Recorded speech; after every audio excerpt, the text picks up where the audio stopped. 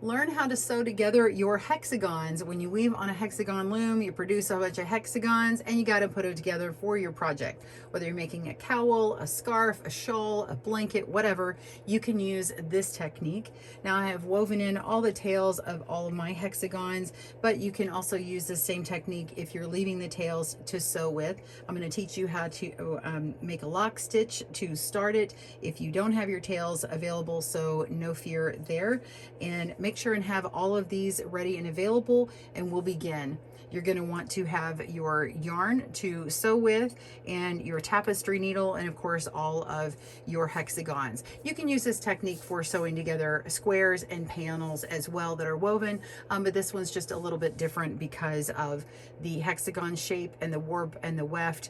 All those loom weaving terms don't really apply because this hexagon is a little wonky in areas. Some ways it's rigid, in other ways it's a little wonky. So stay tuned and we will do this together today.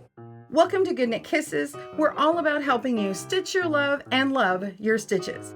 All right, so you've got all of your hexagons laid out how you want them. Be sure that you line up the grids so that it doesn't look like it's at a 45-degree angle.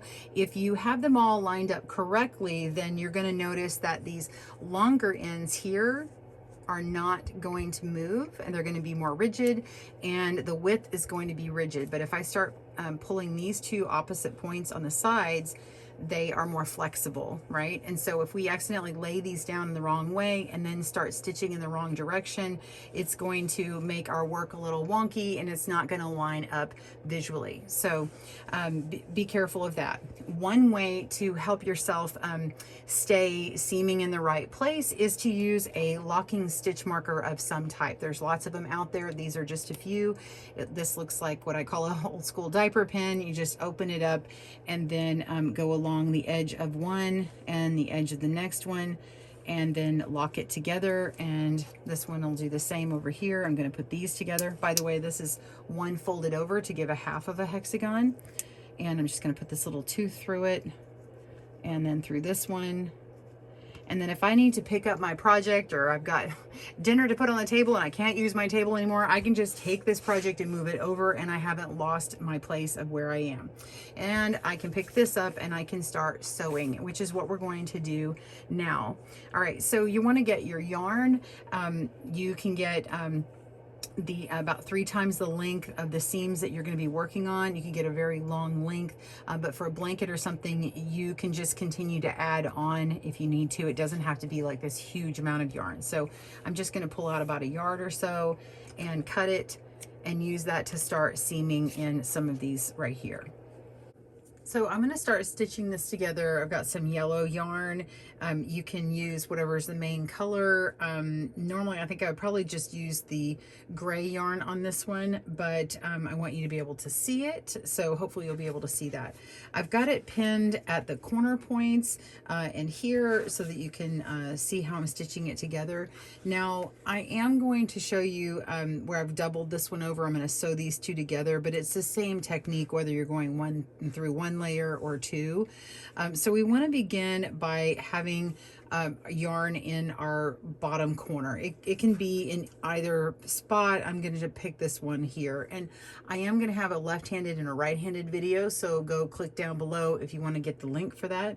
If your yarn is already coming out of this corner, then go ahead and continue. If you need to make a lock stitch, I'm going to show you how to do that right now. So you're just going to come up here and pick a spot in the corner. I'm just going to come up, okay, and then I'm going to go just leave a little tail. It can be even that short with the lock stitch. I'm going to leave it a little bit long, that's fine. And then I'm going to come down around what we call our warp, which is this vertical set of stitches. Now I did hold 2 strands together as one in here, so I have one of each of these color, and that's this vertical part is where I'm talking about. So I'm going to go around and down that part, and I'm not going to touch any other stitches. I'm just going to go down, okay, and that's one, okay, so it's this one right here. Okay, now I'm going to come up through where I came up the first time, and we're going to go around that stitch one more time. So around that part and down.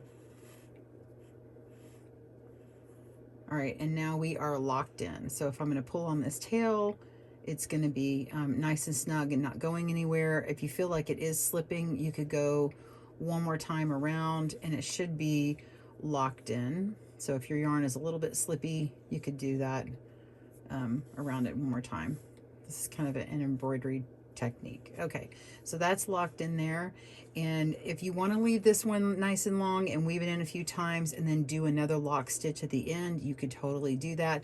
But what happens with the lock stitch is when you're totally done with everything and you wet block this, or wash it, lay it out, let it go to dry, what's going to happen is, or if you steam block or anything, the yarn will kind of fluff and puff around it and then settle down, and then you can actually cut your tail. You can cut it close up to it and it's going to stay locked in. Okay.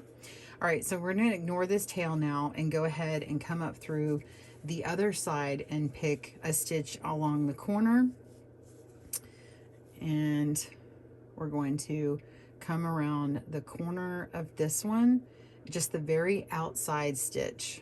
Okay, we're coming up, and then I'm going to do this other corner here. So if yours is one layer, that's fine. I'm just going to find that very corner stitch, sort of makes that turn.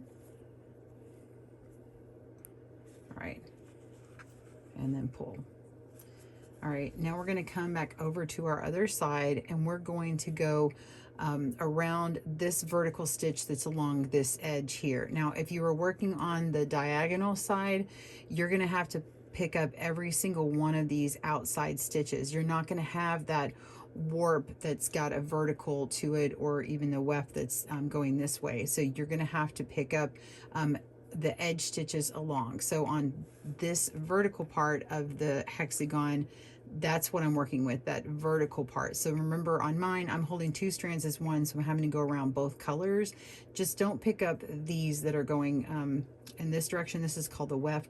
The one that's going this direction are these two. We're not picking up those stitches. We're going in between. Okay, so we're gonna come around here, and I'm just going to go around right around this outside corner part and pick that up. Okay, so it's actually this one, and then I'm going to come over here and go around to line up, and I'm going to come through that side corner part again, really getting in that full corner piece, so that everything is lined up. I like to come around it a couple of times, and that also shores up my corners. Okay, go ahead and snug that up. All right, now we're going to come over to this other side, and we're going to go up 1 stitch. So here's that weft stitch that goes this direction, and now we're just going to find the next vertical, which is that what we're called a warp. I'm going to go under it and come up in between everything and pull through my yarn. Go to the other side, and you can see where I came out last time. We're going to go a stitch above that and go in between. I'm going to go through this back one and pull this out so you can see it. So we're here. I'm going to go up through this one here, and I'm going to go up through this one here. Okay, so now I've gone through both layers, and oh, you can see my tail that I had woven in on this one. So I'm just going to tuck this in because this is going to be, it's just going to hide that tail inside there. So we're going to come back over and do the same thing. We're going to go up 1 section, so it was coming out the here, and we're going to go up and around this next set of strands here. And that's really all you're doing. You're just going back and forth and making sure to be very consistent about just going up the next sort of level up and around that 1 strand, that 1 vertical part here. Try and grab just that one and don't accidentally grab the other strands that are around it, because then it'll be really bulky and it will be more noticeable. So you can see, I can pull on this here. You can see a little bit of the yarn over in this gray side over here. Now, of course, because I have that yarn over here, it's not going to be as noticeable or a big deal.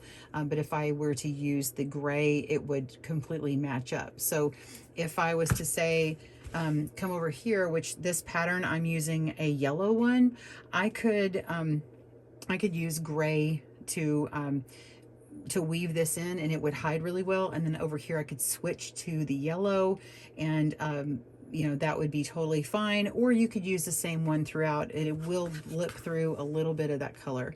And to look at the back, it looks like this. So it's very similar on the back. Okay, so continue just going back and forth, remembering to, if you've got 2 strands, remember, go in between those and only go around that vertical part. This is on this side seam. So I'm going to come all the way up to the top and meet you at this corner, and then we will work on the diagonal side. All right, pause your video. I will see you there. All right, I have taken off my locking stitch marker to line up these corners. And before I move on, I want to say, if you need to tighten this up, you may need to, like, let's say this isn't tight enough, you can come down and kind of pull on that, and then pull on the other stitches, because if you start just pulling from this other end, it might not tighten up exactly how you want. You don't want it to get too tight and kind of mess up and have it too tight in some areas and not in the other. So anyway, you can come through and pull these individual stitches. Just be sure that you're not grabbing the other yarns. So let me do that real quick.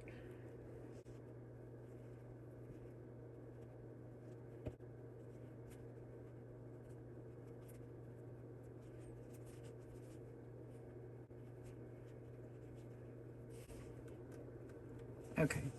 All right, so I've tightened that up. Now it's offset just a little bit, and I want to show you that you can ease the fullness, same technique as when you're sewing other things. If you've got a stitch off or something, you can go back through the last one you did. So I'm going up from here, and it's offset a little bit. I'm just going to go back through where I went through on this side again, but just go right above where I was. So go in here and follow that. And now I'm ready to catch this corner here. I'm just going to pull this down and grab this corner.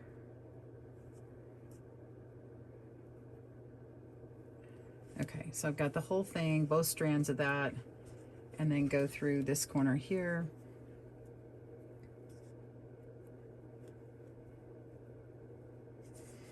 Okay, so there, I've got it all lined up, and then now we want to grab this corner, and I'm going to work in this direction because I can come back and do this one, but for now I'm just going to go in this direction so you can really see 2 that are exactly the same right up next to each other. So I'm not going through 2 layers here to make it less confusing here. All right, so we're going to go through this corner on the opposite side, and I'm going to take this outermost loop, make sure I'm going through both strands, and then I'm going to come up through this one, the outermost loops, which is actually this one, both strands, and just completely make sure my corners are lined up. So now that I've gone on this side, we're going to go over here, and this one you're going to want to make sure you're going through every single stitch. Okay, so where you're seeing them wrapped around, I'm seeing a single yellow one here, but it actually has that gray with it because it's 2 strands held together. So we're going to go around that, and then we're going to come around here and find the next stitch and go around that. So that one's pretty simple, but if you accidentally skip a set, it's going to be noticeable in your yarn that you're stitching with. So say like, say I used a contrasting yarn or red or something, it's really going to be noticeable. So if, for example, if you have one color here and a different color over here, and you're matching only one of them, it's going to kind of blip through over here. Well, it's fine if it's a consistent stitching through every single stitch, but if you start skipping some, it's going to be noticeable that your stitches aren't consistent. Okay, so just going through each one, and that's really it. So go ahead and work on that. Pause your video, come back. I will show you how to do a lock stitch, wrapping this one up in the end, and we'll see you in a moment. All right, so I wanted to add this other one on and then show you where to stop if, say, you run out of yarn, you've got a little bit of a tail left. You can do a locking stitch anywhere and then start another one. So I'm just gonna do this here. And obviously I have some spots that aren't actually sewn in yet, but that's okay. You can come up with the own pattern of what you need for your project and where to stop and start. But the great part about this is you can start and stop the yarn if you run short at any point, if you didn't pull out enough to begin with. So I've finished up my corner here. I've done this corner over here. Let's say I just want to come back into the corner and come up here. All right, so now I want to go around one of these vertical stitches right here. So I'm going to do the locking stitch around that one. So I'm just going to go over to that stitch, go down. You can actually start it from coming from the bottom or the top, but I'm starting from the top on this one. And I'm going to come up again, and we're going to go down again. And so you're repeating that a couple of times. I'm going to just go down, go around a third time. And then I'm going to split the yarn in between and just go down one more time and pull that through. So that's going to be nice and locked in, and that tail, after we wet set it, you know, do our blocking or whatever, you can actually clip that through. And again, you can have longer tails if you feel safer with more locking stitches. You can have like a longer tail, lock that, and then go down a few more and then lock it in again, and then clip it off if that helps you. Do whatever you like there. So I hope this has helped you today in learning how to seam your hexagons together. Thank you so much for joining us, and be sure and check out our patterns for our cowl and our scarf pattern as well. They will be down below. Have a great day, and happy knit and crochet and weaving. Bye everyone. Thanks for joining us today, where we help you stitch your love and love your stitches. See you again soon.